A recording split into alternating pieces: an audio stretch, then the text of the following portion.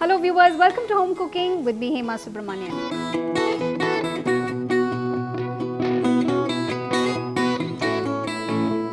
Now every time we make a biryani, we definitely have to make raita. So today I'm going to show you raita two ways. It's very simple. So let's get started.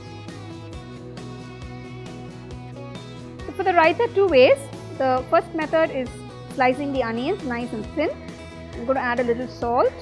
So this is basically to cut down the acidity of the onions. So just mix it. So let this sit for about 10 minutes. Squeeze out all the excess moisture. After adding salt, it softens the onions. So I'm going to just wash off all the excess salt that's in the sliced onions. Just add a little water. Give it a quick wash. So now you just remove the onions from the water. Now add fresh curd. So one method of onion raita is ready. This is the sliced onions we've used here for this method.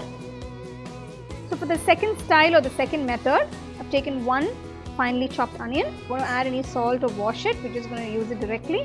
One green chili chopped, one tomato chopped, some fresh coriander leaves, sprinkle some salt.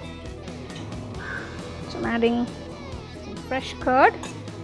So about 2 to 3 ladles of curd should be enough. Just give it a quick mix. So your onion tomato raita is ready.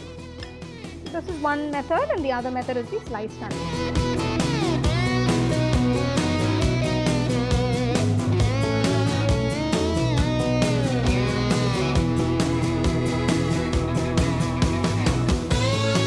So there you go, raita two ways, very easy. So next time you make a biryani or a pulav, you can make one of these and enjoy with it.